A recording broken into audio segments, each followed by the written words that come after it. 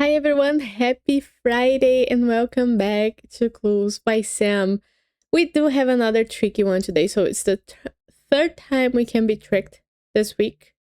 Let's see how actually hard this is. If you're new here, don't know what Clues by Sam is. It is a daily puzzle where there are 20 people who are either criminals or innocents and you gotta figure out what they are using clues that they might give you. Nobody lies, not even the criminals. And if you wanna play, the link is in the description. It is free. And I will be playing and explaining my logic as I go. So if you need any help with the mechanics, then hopefully I can help you. And hopefully I get a perfect solve today. Let's see how this one goes. We start with Karen. Telling us that Gary is one of two or more instances in row 2. So Gary is an instance. And there's 4 people in row 2. At least 2 of them have to be innocents, but we could have more than that. Now, Gary says that Daniel has exactly 4 criminal neighbors. So Daniel is here, and he has 5 neighbors total, 4 of which are criminals, so only 1 innocent neighbor is Daniel. And if we know that there's a second innocent here in row 2, among Hilda, Isaac, and Julie, and all of these guys neighbor Daniel, then the single innocent that neighbors Daniel is here. So it could be Hilda, it could be Isaac, it could be Julie, but it could not be Bobby or Evie, so we know that those 2 are criminals. And we don't need Gary's clue anymore, and we also know that there's only 2 innocents in row 2 because Daniel is only gonna have 1 innocent, right? Now Bobby says Steve has exactly 6 innocent neighbors. Where's Steve? Steve has 8 neighbors total. 6 of them are going to be innocent, so 2 criminals we got to keep in mind, but we don't know who they are yet. Evie says that only one of the 2 innocents neighboring Bobby. So where's Bobby? Bobby has 2 innocents, and one of them is shared with Daniel. So that means that the second innocent for row 2 is either Hilda or Isaac, right? They are an opposite pair here, so we tagged them with the same color, but it's surely not Julie because she doesn't neighbor Bobby. So she has to be, she has to be a criminal. And we know that Bobby has a total 2 innocents, and the first one is Gary here, who is already revealed. So neither neither Amy or Daniel are gonna be innocents. So we got a lot of new people here telling us things. We don't need Evie's clue anymore because we have tagged Hilda and Isaac. We don't need Karen's clue anymore because we have tagged Hilda and Isaac. Daniel says that all innocents in row 4 are connected. Okay. So between that and Bobby's clue, we're gonna have to do something here in row 4, but I don't know what yet. Julie says that all criminals in column D are connected, but we don't know how many are there yet. We do know that Steve can have at most 2 criminals. So if Tyler is a criminal, Nancy has to be 1, but we couldn't have Zed be a criminal because that would force Tyler and Nancy both to be criminals so that all criminals in column D are connected. And in this case, Steve ends up with too many criminals neighboring him. We know he has 2 at most. So there's no way that Zed could be a criminal in any case. So that's one thing. But we still don't know if Tyler, because it could be that only Nancy is a criminal and then somebody else, a neighbor Steve, is the second one. So we leave that clue there. Amy says that Evie has more criminals neighboring her than Ruby. Where's Ruby? Ruby is down here and Evie is up here. And Evie has 2 criminal neighbors so far. So that means that Ruby couldn't have more than 1.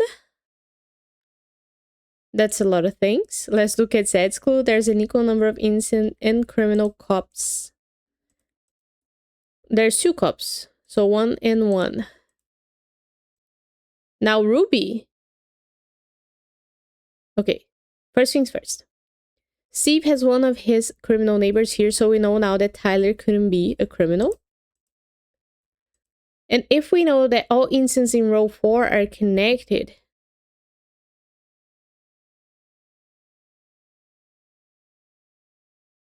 if we make Steve a criminal, then Ruby and Pam, all of them have to be criminals. But we know that Ruby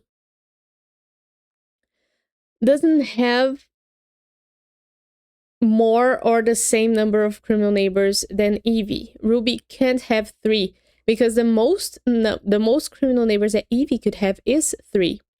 So it's impossible for Ruby to have 3. She could have at most 2 if Evie has 3. I hope that makes sense. And since Steve being a criminal would make everybody else here a criminal, then we know that Steve couldn't be a criminal because that forces that whole scenario for Ruby. So Steve is an innocent actually. And he says that Vicky has more innocent neighbors than Evie. So what does that mean? Because Vicky doesn't have any innocent neighbors yet. But if she doesn't have any, then there's no way that she has more than Evie. She has to have at least 1.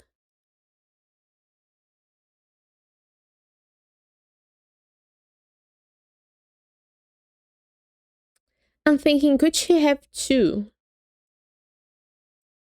Could both Pam and Ruby be criminals?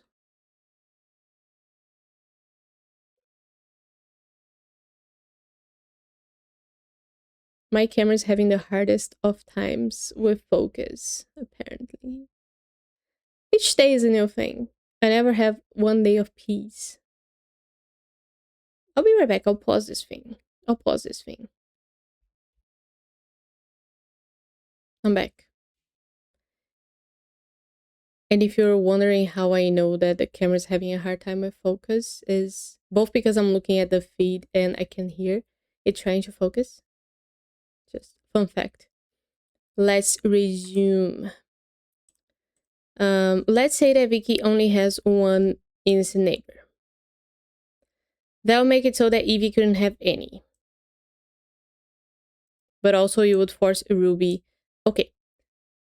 I guess what we're trying to do here is we are sure that Ruby couldn't be a criminal because Ruby being a criminal forces Pam to be a criminal. And that makes it so that there's no way Vicky has more innocent neighbors than Evie. That's a clue, right? Yeah. Okay. So we know that Ruby is an innocent because that wouldn't work there. Now we don't know about Pam yet. Ruby says there's another number of criminals to the right of Karen. So there has to be 1 criminal here, which is Steve's last criminal, and that makes Xavier an innocent. Xavier says that row 4 has more innocents than any other row, so we couldn't have...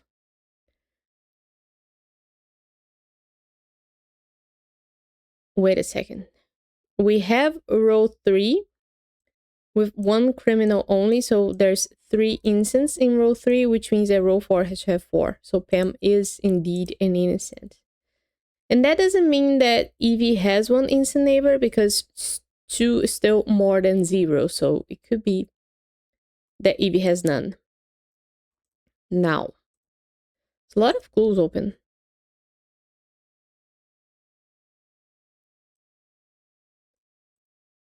Yeah.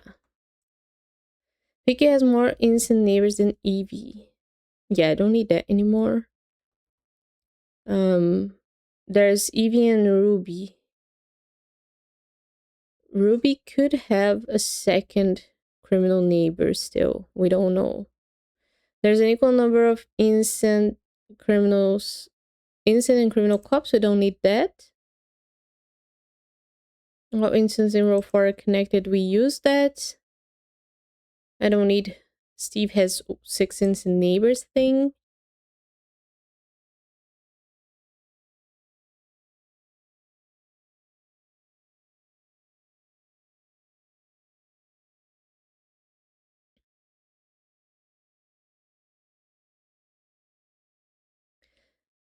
Oh, Pam does give us a new clue. Steve and Tyler have 3 innocent neighbors in common. Steve and Tyler have 4 neighbors. They have four neighbors in common: Mary, Nancy, Xavier, and Zed.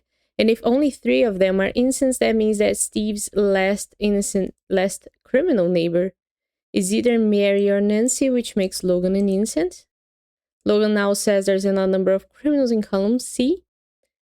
So we need to either have both Isaac and Mary be criminals or just one of them. And if both of them are criminals, what happens? Ruby has two criminal neighbors and Evie has more than that, so that's good.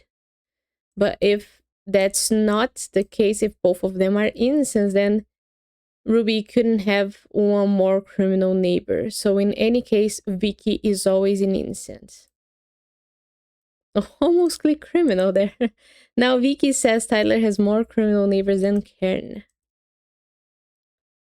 Okay, so Tyler has one criminal neighbor, which means that Karen couldn't have none. And that makes Hilda an innocent. Tyler has more. Yeah, so Karen has none. Hilda being an innocent makes Isaac a criminal. Isaac has to be the same as Mary. And that makes Nancy an innocent. Okay, so that was the end of it. Oh my god, I'm faster than 50%.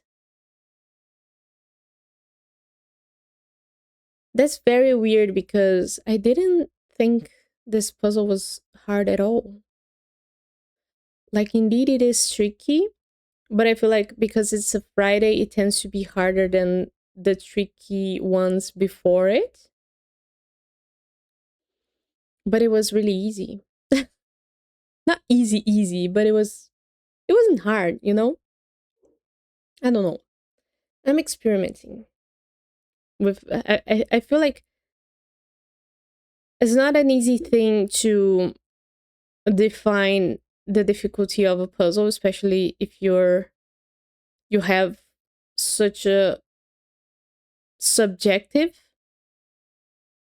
denominator, because in this puzzle we had so many open clues at the same time, but it didn't make it harder. We've mentioned this previously, like the fact that puzzles, when they have a lot of clues you have to sort of work together, it tends to make it harder because you gotta recall a lot of information.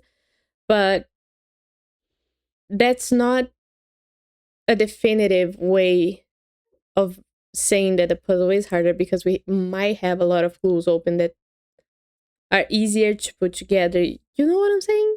Does that make sense? I don't know. I like the puzzle. Hope you guys enjoyed it too.